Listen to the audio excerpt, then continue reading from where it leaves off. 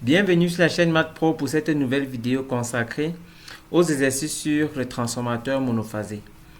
Mais avant de commencer cette vidéo, je souhaite une bonne et heureuse année 2024 à tous les abonnés ou tous ceux qui suivent cette chaîne. Nous avons commencé cette chaîne il y a de cela environ 3 mois et nous sommes environ à 480 abonnés. Je souhaiterais entrer en 2024 avec 500 abonnés. Sans plus tarder, commençons avec le vif du sujet, c'est-à-dire un exercice sur le transformateur monophasé. Considérons un transformateur monophasé 10 kV bas 500 volts 50 S de puissance apparente S égale 42 kVA. La section du circuit magnétique est petit s égale 120 cm² et la valeur maximale du champ magnétique B égale à 2,2 Tesla. Nous avons effectué deux essais, l'essai à vide et l'essai en court-circuit. L'essai à vide, bien sûr, s'effectue à une tension primaire nominale. U1 égale 10 kVA ou alors 10 000 volts et U2 égale à 0 égale à 500 volts. I10 égale 1 ampère. On a une puissance P10 ou bien P10 égale 250 watts. L'essai en court-circuit s'effectue avec le courant secondaire court-circuit égal au courant secondaire nominal. Et on a le résultat suivant. P1CC, qui sont encore les pertes de cuivre, est égal à 600 watts. PU1CC, qui est la tension primaire réduite pour l'essai en court-circuit, égale 400 volts. Première question, nous allons répondre à chacune de ces questions, bien sûr, dans l'ordre et de façon détaillée. La première question, calculer le nombre de SPI N1 au primaire. Deuxième question, calculer le rapport de transformation petit m et le nombre N2 de SPI au secondaire. 3. Quel est le facteur de puissance à vide de ce transformateur? 4. Quelle est l'intensité efficace du courant secondaire I2N? 5. Déterminer les éléments RS, ZS et XS de ce transformateur. Bien sûr, il s'agit de la résistance, l'impédance de la réactance ramenée au secondaire. 6. Calculer le rendement de ce transformateur lorsqu'il débite un courant d'intensité nominale dans une charge inductive de facteur de puissance 0,8.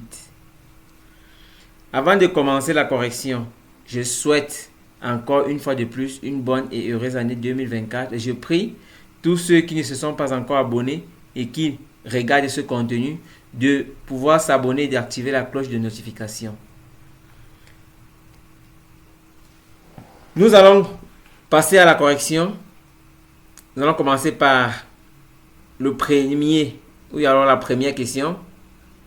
Calculer le nombre de SPI N1 au primaire. Pour calculer le nombre de SPI, nous allons utiliser la formule de Bouchereau, c'est-à-dire U1 égale 4,44 N1 SFB, où 4,44 proviennent de l'expression 2pi sur racine de 2. N1 est le nombre de SPI au primaire que nous cherchions. S est la surface ou alors la section du circuit magnétique. F est la fréquence du réseau. B est la valeur du champ magnétique. À partir de cette expression, on peut tirer N. N sera égal à U1 sur 4,44 SFB. On va remplacer U1, S, F et B par leur valeur. On obtient N1 égale 1000 sur 4,44 fois 120 fois 10 puissance moins 2, puisque c'est centimètres au carré. On élève au carré, donc 10 puissance moins 2 au carré. Fois la fréquence 50 fois B 2,2. On obtient 1707 spires au primaire. Donc N égale 1707 spires. La deuxième question. Calculer le rapport de transformation M et le nombre N2 de SPI au secondaire. M est le rapport entre la tension du secondaire à vide et la tension du primaire nominal. M est égal à U20 sur U1. Cela donne 500 sur 10 000. On obtient 0,05. Ce rapport de transformation est inférieur à 1. Donc, il s'agit d'un transformateur abaisseur. Pour calculer le nombre de SPI N2, on utilise l'autre formule du rapport de transformation, c'est-à-dire c'est plutôt le rapport entre les nombres de SPI. M égale N2 sur N1. Nombre de SPI au secondaire sur le nombre de SPI au primaire. On tire N2 qui sera donc égal à M fois N1. On remplace M et N1 par leur valeur. On obtient N2 égale 0,05 fois 1707, ce qui nous donne 86 SPI. Notre transformateur a donc 1701 SPI, 1707 SPI au primaire, 81 SPI au secondaire, avec un rapport de transformation de 0,05. Nous passons à la troisième question. Quel est le facteur de puissance à vide de ce transformateur? Déjà, pour déterminer le facteur de puissance à vide, notez bien sûr cos phi 10 ou bien cos phi 10. On va utiliser la formule P10 est égal à U1 I10 cos phi 10. On tire cos phi 10 qui est égal à P10 sur U1 I10. À partir de là, on remplace P10, c'est la puissance trouvée à l'essai à vide, c'est-à-dire 250, qui sont encore les pertes faites. U1 est la tension primaire nominale et I10 est le courant à vide du primaire. On obtient cos phi 10 égale à 250 sur 10 000 fois 1, puisque I10 c'est 1. Ce qui nous donne un facteur de puissance de 0,025. La quatrième question. Quelle est l'intensité efficace du courant secondaire I2N? Déjà, pour calculer I2N, nous allons utiliser la puissance apparente. S est égal à U1N fois I1N. C'est encore égal à U20 fois I2N. À partir de cette expression, puisque c'est I2N que nous cherchons, nous allons utiliser cette deuxième expression. On aura I2N est égal à S sur U20, que voici. En remplaçant S et U20 par l'expression, on sait que S c'est 42 kVA, c'est-à-dire 42 fois 10 puissance 3, divisé par U20 qui est 500. On obtient un courant secondaire nominal I2N égale 84 ampères. On passe à la cinquième question. Déterminer les éléments RS, ZS et XS de ce transformateur. RS est la résistance ramenée au secondaire. ZS est l'impédance ramenée au secondaire. XS est la réactance ramenée au secondaire. Nous utilisons la formule des pertes cuivre ou des pertes joule. Nous savons que les pertes joule sont dans les résistances. Donc P1CC, on se place en court-circuit. P1CC égale à RS fois I2CC au carré. On tire RS égale à P1CC sur I2CC au carré. En remplaçant P1CC, c'est-à-dire la puissance obtenue en court-circuit, 600. Et I2CC, nous savons que I2CC c'est encore I2 nominal que nous venons de trouver, c'est-à-dire 84. On aura 600 sur 84 au carré, ce qui nous donne une résistance de 0,085 ohms. Puis nous déterminons l'impédance ramenée au secondaire ZS à partir de la formule ZS égale MU1CC sur I2CC. En remplaçant MU1CC I2CC par l'expression, on aura 0,05 fois 400 divisé par 84, ce qui nous donne 0,24 ohms. La réactance XS se détermine à partir de la formule de Pythagore. Oui, parce que RS, ZS et XS forment un triangle rectangle dont l'hypoténuse est ZS.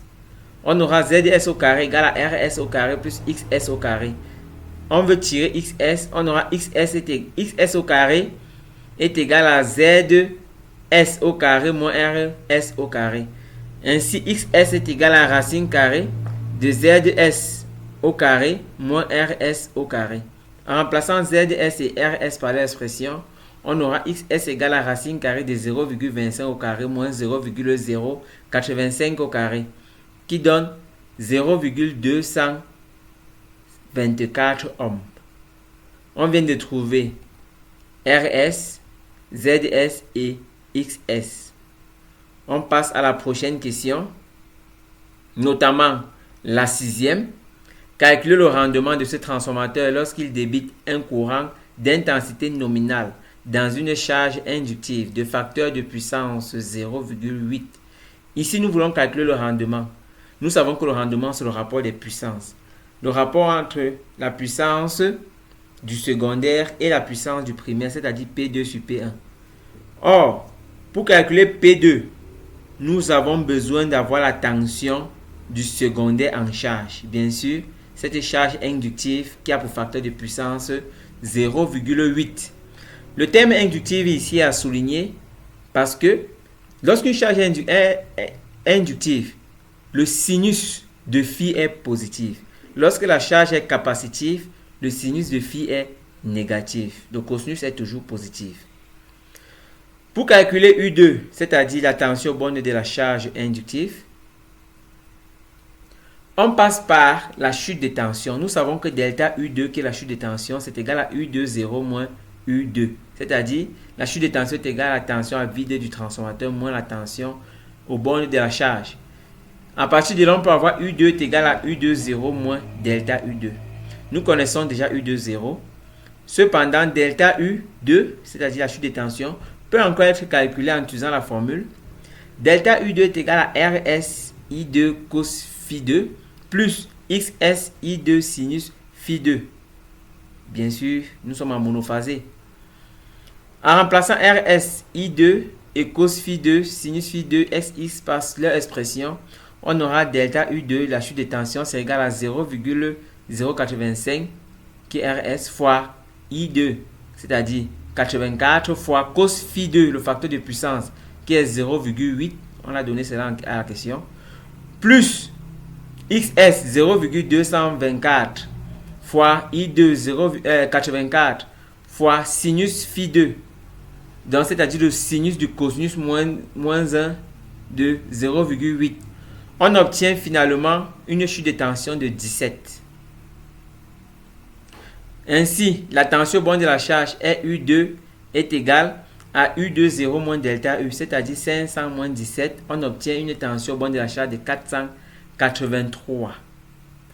Ayant déterminé U2, on peut donc déterminer les puissances P2 et P1. C'est la prochaine étape, le calcul des puissances P2 et P1. On commence par P2.